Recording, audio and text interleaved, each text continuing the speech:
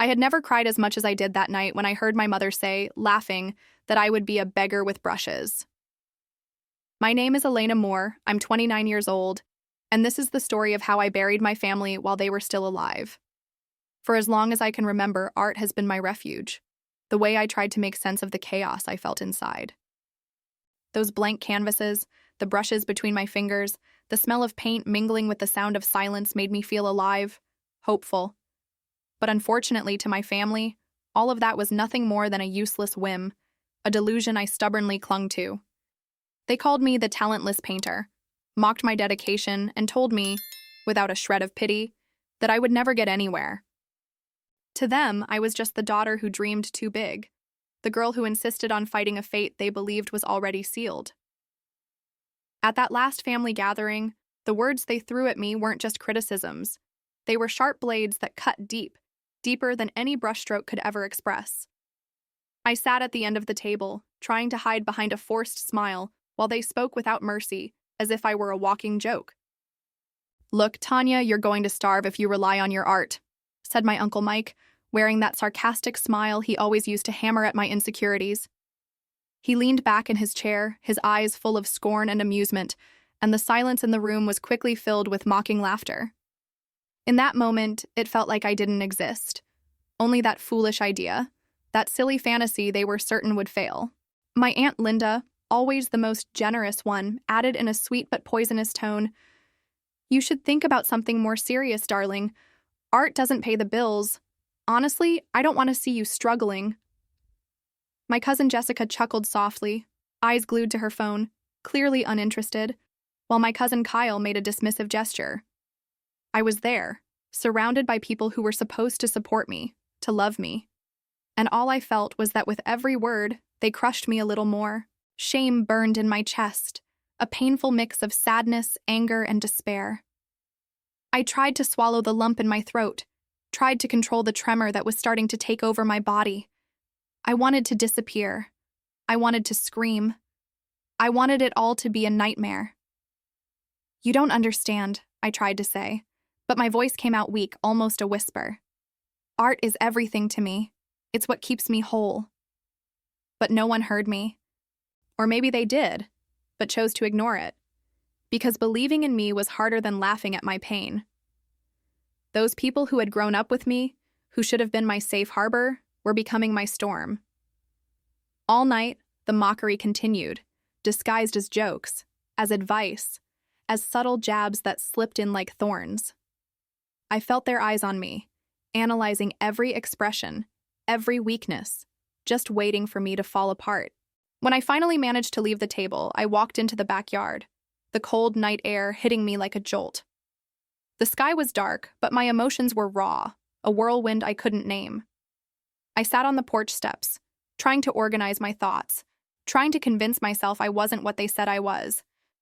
But doubt crept in, and for the first time, it felt real. Am I really a failure? I thought. The question echoed over and over, like a shadow that wouldn't leave me alone. It was there, that night, in that crushing silence, that a spark of resolve ignited inside me. I couldn't stay in that dynamic any longer. I couldn't keep being the target of cruel jokes, of veiled contempt. I needed to protect myself. I needed to find myself, alone, far from that constant judgment, that lack of faith that was eating me alive. They don't deserve my time anymore. They don't deserve my energy. If they can't believe in me, if all they do is tear me down, then I'll cut those ties. The thought was terrifying and freeing all at once. A turning point. But deep down, even as the decision formed, a part of me still bled. Because it wasn't just about talent or money. It was about love. Or the lack of it. I wanted, with every fiber of my being, for someone to look at me and say, "I believe in you." For someone to hold my hand and tell me that even if the world doubts me, I am enough. The next morning, I woke up with a mix of pain and determination. I looked in the mirror and saw a woman who was wounded. Yes, but also a woman with a new fire, a fierce desire to prove I was wrong. Not just to them, but to myself. I didn't yet know what the future held or how I would forge this path, but one thing was certain. I would no longer be the girl who let others define her worth. I was ready to start my quiet revolution. Little did I know, that moment, that invisible cut I made in my family ties, would be just the first step in a much greater transformation. One that would shake everything I believed about myself and the world around me. I moved to another state in the middle of the night, with a suitcase full of crumpled dreams and a head buzzing with doubt. I left behind everything I knew. My home, my few friends, even my real name felt too heavy to carry. To some, I would become just Tanya, the girl who disappeared, the girl who gave up. But inside, I felt like I was starting over, like a blank canvas, ready to be painted with the colors I would choose for myself. In the beginning, everything was hard. The city felt strange, full of voices I couldn't quite understand, streets that seemed like endless mazes. To pay the bills, I started working as a waitress at a small restaurant called the Rusty Spoon. It was a modest place, mostly visited by locals, but for me, it was a safe harbor where I could survive while keeping the flame of my art alive. During my shifts, I got lost in the chaos of orders, the constant clatter of dishes, the loud voices of the customers. It was exhausting, sometimes humiliating. But I needed that money to buy paint, brushes, canvases. Because at night, when I finally locked myself in the small apartment I was renting, I transformed. My refuge was a hidden corner of my home, where dim light illuminated the vibrant colors of my paintings. There, far from judging eyes, I felt alive, whole. My art was my hope. Every brushstroke, every chosen color was a silent scream to the world. I exist. I can. Those hidden hours of painting were like deep breaths in thin air, like balm for the soul. It was on one of those nights, while I was working on an especially difficult piece, a confusing blend of emotions I could barely understand, that everything changed. I was so focused I didn't even hear Jeff walk into the storage room where I usually kept my materials. Jeff was my boss, a man in his 50s with a rugged manner but with sharp eyes that hid a rare kind of sensitivity.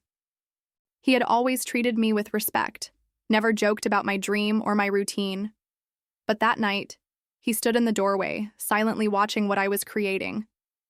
I only realized he was there when I heard a quiet voice, almost a whisper. "You painted this?"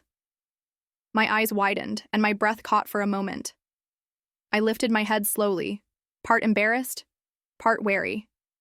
There he was, arms crossed, his gaze not filled with judgment, but with admiration. Yes, I managed to say, my voice trembling. It's just something I do to stay sane. He stepped closer, stopping beside me, studying the painting with care. His eyes moved over the colors, the shapes, the textures.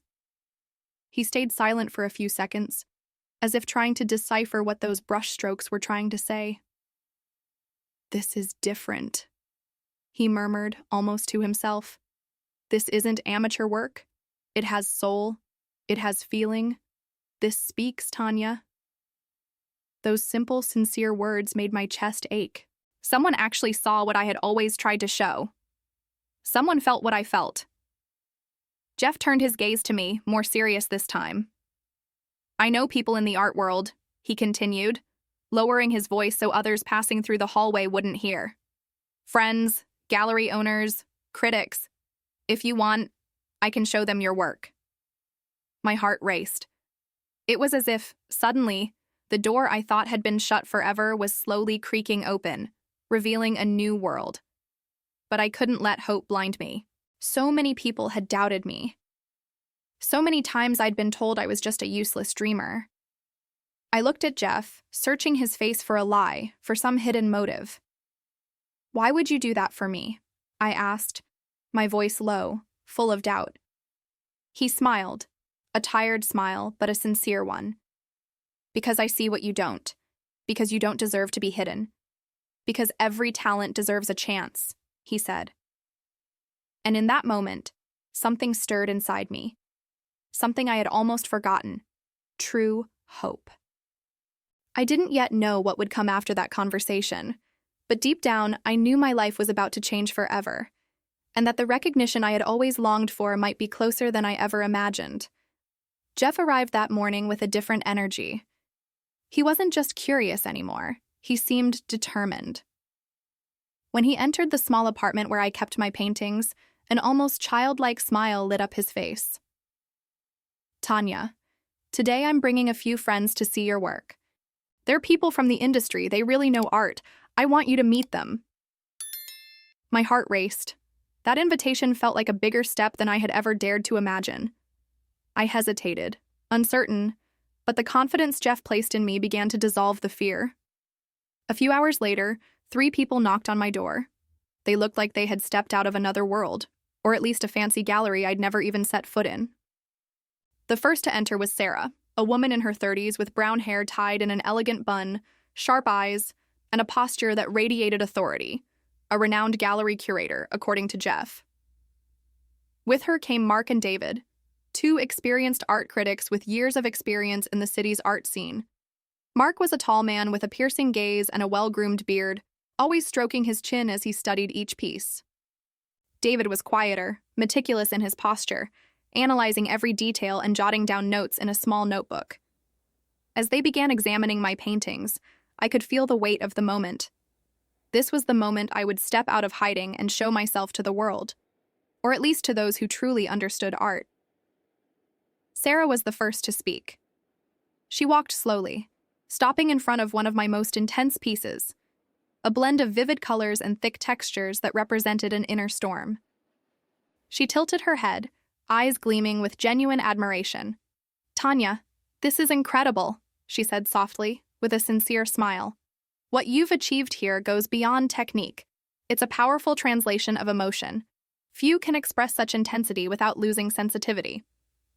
Mark, who had remained silent until then, approached the next painting.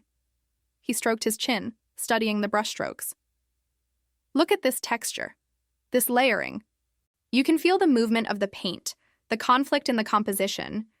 This isn't just painting, it's visual storytelling." He looked at me and added, almost surprised, "Tanya, honestly, your talent is rare." David, who had been taking notes, looked at the group and then at me. "You use light and shadow masterfully. This transition creates an almost 3-dimensional depth. I didn't expect to find something like this here." I was frozen. Words like these felt galaxies away from the ones I used to hear at home. The contrast was so stark, all I could do was offer a shy smile and swallow the lump in my throat. Tears threatened to fall, but I knew I had to hold them back. Jeff, pleased with their reactions, turned to me. "They want you to exhibit your paintings at one of their galleries at an important event next week. This is the chance you've been waiting for." My world seemed to spin. That invitation was like a portal to a new life. I wanted to say yes. I wanted to scream to the world that my time had finally come. But something held me back. The fear of rejection still lived inside me, along with the insecurity born from years of being dismissed. That evening, when I stepped into the gallery for the first time to prepare for the exhibition, the space was unlike anything I had ever experienced. It was wide and open, lit by soft lights that enhanced the colors of the paintings on the walls. There was a faint scent of varnish in the air, mixed with the distant sound of animated conversations and the clinking of wine glasses. People were dressed elegantly, and their eyes moved across each piece as if they held the key to some secret. I stood in a corner, trying to hide the nervousness that revealed itself in my sweaty palms and the tightness in my throat. The fear of being judged gripped my chest. Would they like my paintings? Would my colors and shapes make sense to them? As the guests began to arrive, I heard whispers and comments that gave me a thread of hope. "Impressive, isn't it?" I heard a woman say to her companion. "Her technique is extraordinary," said a man in a dark suit. And even with my heart pounding, I started to relax, letting that energy surround me. That night, as I watched the amazed faces in front of my paintings, a mix of pride and relief washed over me. All the effort, the sleepless nights, the loneliness of silent struggle, it all began to feel real, tangible. But one thought wouldn't leave me alone: my family. The mocking voices, the cruel words still echoed in my mind. I had achieved this on my own, and they didn't even know. My sleepless nights and silent battle were finally bearing fruit. But I hadn't yet settled the score with my past. And little did I know, the real battle was still ahead. My name began circulating in the art world faster than I ever imagined. At first, it was small exhibitions, intimate events in cafes and local galleries, where I would stand in a corner, watching from a distance as people admired my paintings. Some would come closer, others just exchanged curious glances. But gradually, the compliments began to appear like waves building on the horizon. People I had never seen before, sharp-eyed critics, and even collectors started mentioning my name in conversations, asking about my work, wanting to buy, wanting to meet the artist behind those strokes. I still remember the first sale that truly shocked me. A middle-aged collector named Richard, with a serious gaze and a firm voice, walked into the gallery during an opening night. He moved calmly through the paintings, examining each detail like a detective looking for clues. He stopped in front of one of my favorite pieces, a vibrant canvas filled with storms of color and a sense of inner turmoil, a raw representation of my silent struggle. Richard stood there for long minutes, then turned to me and said, almost in a confidential tone, "Tanya, your work touches me deeply. I want to buy this piece." My breath caught for a moment. I expected the price to be modest, maybe enough to cover a month's rent. But when he named the amount, I nearly lost my balance. It was far more than I had ever imagined earning from a single painting. "Are you sure?" I asked, still in disbelief. "Absolutely," he replied with a calm smile. "Your art isn't just painting. It's investment, it's passion, and I want this piece to have a special place in my collection." From that moment on, demand grew.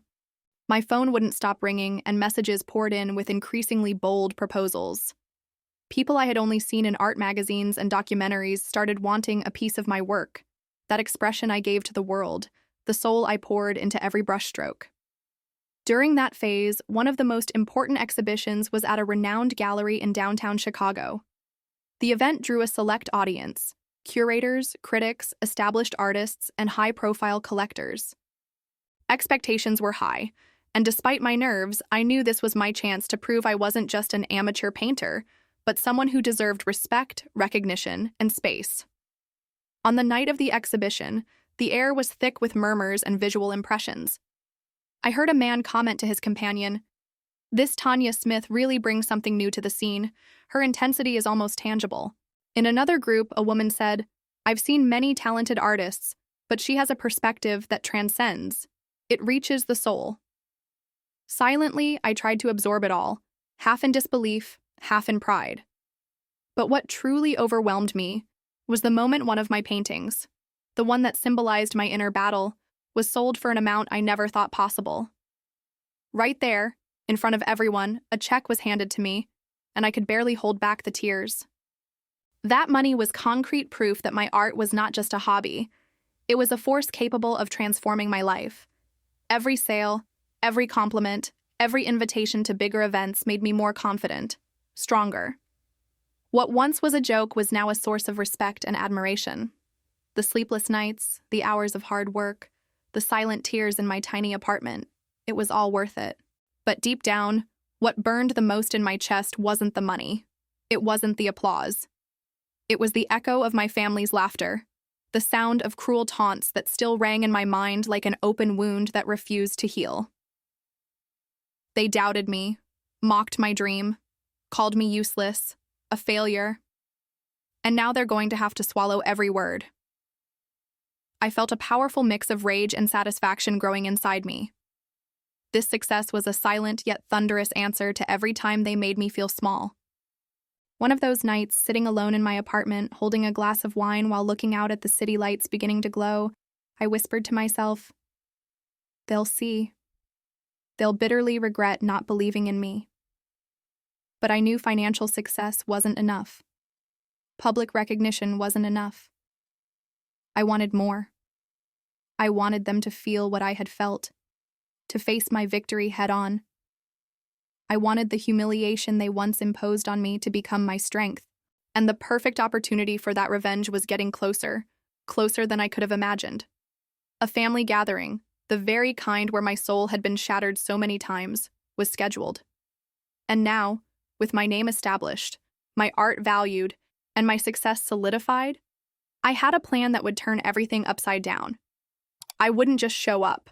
I would arrive to show them, without empty words, who I really was. And in that moment, a blend of anxiety, anger, and anticipation took over my body, preparing me for the storm I was about to unleash. The chance to settle the score was coming, and I had no intention of backing down. The revenge I had waited for would live in every look, every gesture, every word of that night. But what I didn't know was that, on that path, something completely unexpected might change everything once again. I found out that the old family gathering was scheduled for the upcoming Saturday, and from the moment the news reached me, a storm of emotions took over my chest. I was no longer the insecure girl who used to leave the house with a tight heart, bracing for the next veiled jab, the muffled laughter, the words that wounded without mercy. No. I was someone else now, stronger, more confident, and above all, ready to show them that the story they wrote about me was wrong. Very wrong. Before the big day, I spent hours choosing every detail. What would I wear? How would I arrive? I didn't want it to be just an appearance. I wanted a statement. That morning, I went to the dealership, surrounded by cars gleaming under the sunlight, but my eyes locked onto a machine that seemed to scream personality. A yellow Lamborghini, as vibrant as the fire burning inside me. The color wasn't just a whim, it was a choice, a representation of my freedom, my triumph, my silent scream to the world, and most of all, to them. The salesman, a sharply dressed man named Marcus, noticed my hesitation but didn't try to rush me. "You know exactly what you want," he said, with an almost admiring smile. "I want something that tells them I've arrived," I replied, staring at the car with eyes full of determination. He nodded, understanding the weight of the moment. With the keys in hand, I felt a mix of excitement and anxiety, but nothing compared to what I would feel when I showed up at that family reunion. On the appointed day, I woke up early, my heart pounding in my chest. I put on a bold red dress, one that sent a clear message. I'm not here to ask for anything.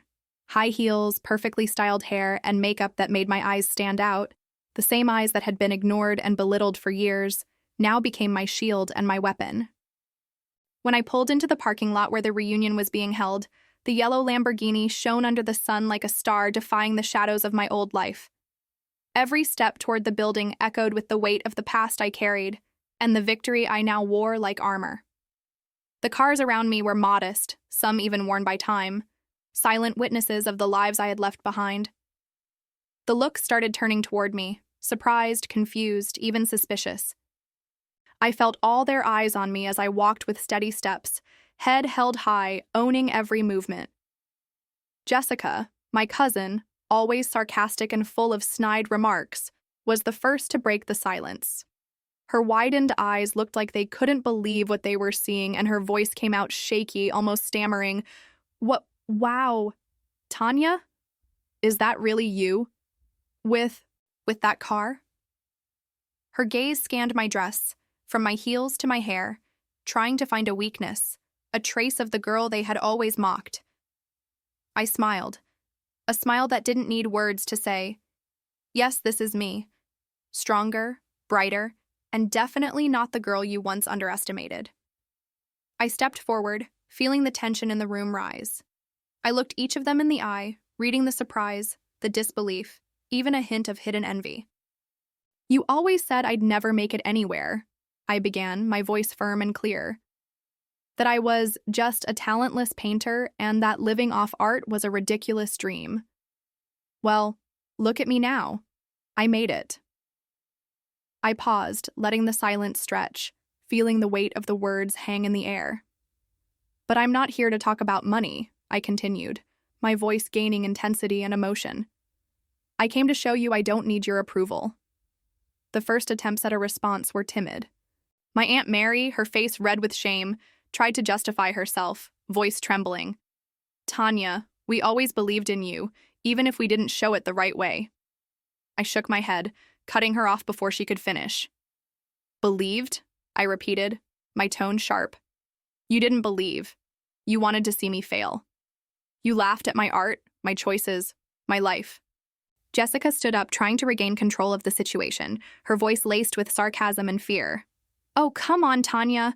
We just wanted you to be realistic. to stop wasting time with those paintings. I looked at her, and this time my smile was cold, calculated, a sharp blade. Realistic? I said, my gaze piercing. You were protecting your own vanity, the shame you felt for having a hopeless artist in the family. You were never on my side. None of you were. The silence returned, heavier than ever, as I felt the triumph vibrating in every word I spoke. This wasn't just revenge. It was the acknowledgement of my truth. I left that house heartbroken, but with a soul stronger than you could ever imagine, I continued. And today, I don't need any of you to feel complete. The tears of anger and sorrow I had swallowed for years threatened to fall, but I held them back, because I knew this moment wasn't for mourning. It was for claiming my place. Some murmured weak apologies, others stayed silent, unable to challenge the woman I had become. This is the last time you'll see me, I declared firmly. And I hope one day you understand that you despised me out of fear, not love. I turned my back, feeling the weight of every stare on me, but also the relief of finally being myself, without masks, without fear. As I walked back to the Lamborghini, adrenaline surged through my veins, an explosive mix of triumph, sadness, and liberation. I knew that from that moment on, nothing would ever be the same. But deep down, one thought chased me. They never imagined that the talentless girl would become the woman who would leave them speechless. And I was only just beginning to write the next chapter of my life. After that night, I didn't look back. I swear I tried. On the way home, with the city lights reflecting off the Lamborghini surface, my mind swayed between the euphoria of standing tall in front of them, proud, victorious, and a quiet ache, a kind of mourning. It was as if, right there in that gathering where I finally confronted them, I had buried what was left of my old family. It wasn't easy. They were still blood, still in my childhood photo albums, still the faces behind the laughter at Christmas parties. But I knew, if I wanted to move forward, I had to let them go. For good. The next morning, I woke up early, sunlight pouring through the window of our new loft in downtown Austin. Lucas, still lying beside me, watched in silence, the way someone does when they understand your scars without needing to ask. He always had that gift, the ability to see me completely, even when I felt shattered. "How are you feeling?" he asked, voice rough from sleep, eyes full of concern. It took me a few seconds to respond. It was strange, feeling free and completely torn apart at the same time. "I feel light and devastated. At the same time," I admitted, sitting at the edge of the bed. "Like I removed a tumor, but left a hole in its place." He moved closer and wrapped his arm around my shoulders, pulling me gently toward him. "You did what needed to be done, Tanya. You chose yourself. And that's real courage." I closed my eyes for a moment, letting his words sink deep into the places still inhabited by doubt and hurt. He was right. For the first time in my life, I had chosen me, not what others wanted, not what they expected, but what my heart had been silently screaming for years. Lucas was a light during a time when everything was shadow. We met when I was a waitress at the corner restaurant, the same one where I used to hide my sketches on napkins stained with coffee. He was a regular, always alone, always kind. One day he saw me drawing during my break, and unlike everyone else, he didn't laugh. He didn't doubt. He didn't question. "Is this yours?" he asked, looking at my sketch of a woman surrounded by flames. "Yeah," I replied, embarrassed. "Just a rough draft." He looked at me like he was seeing a shooting star in a cloudy sky. "It's more than a draft. That's a soul trying to escape the page." In that moment, I felt truly seen, not as a joke, not as a disappointment, but as an artist.